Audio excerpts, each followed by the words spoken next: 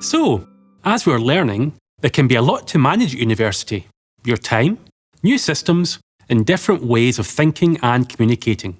But to thrive at university, you also need to manage yourself and develop effective study habits and attitudes. There are certain types of students that you should try to avoid becoming. You could think of these as endangered species, because they struggle to survive and thrive in the jungle of university. Let's take a look at a few of these now. We need to be very quiet around this one, the timid rabbit. As you can see, it's scared of its own shadow. Unlike most rabbits, the unfortunate timid rabbit will at all costs avoid contact, not only with its own species, but with anything that breathes. The timid rabbit never seeks help from other students or staff, no matter how dire the need. If only they'd ask someone, they might find the answers they need and have a much better chance of survival. This one is known as a sabotage snake. Not content with completing the set weekly readings or researching for assignments, the sabotage snake hunts out every conceivable reference on its subject of choice and reads them all from beginning to end. What she finds, however, is that in her endless pursuit of all knowledge, rather than just the relevant knowledge, things quickly become unmanageable.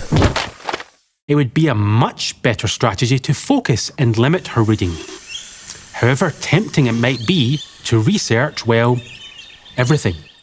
In here, we have a stark raving owl, so called because sleep deprivation severely impacts its physical and mental health. These birds, while well-meaning, will study non-stop without breaks until they literally drop off the perch. Ah, there she goes. Getting started on assignments well in advance and scheduling regular, short study breaks would be a much better way of managing herself as a student. From here, we should be able to see a rare sight, the lone wolf. Noble, independent, and starving. As you can see, it's a particularly lean specimen. He gets by on minimum rations, just enough to pass, or so he hopes. You'll be lucky to see or hear from him all year. Participation and communication are not his strong points, and his priorities usually lie elsewhere, not really with his studies.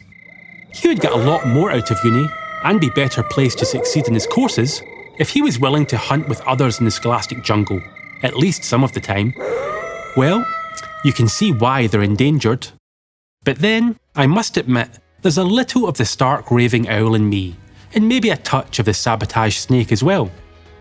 But fortunately, I spotted them early and got some good advice.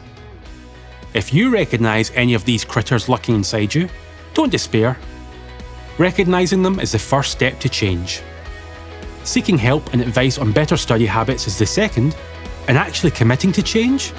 Well, that's half the journey right there.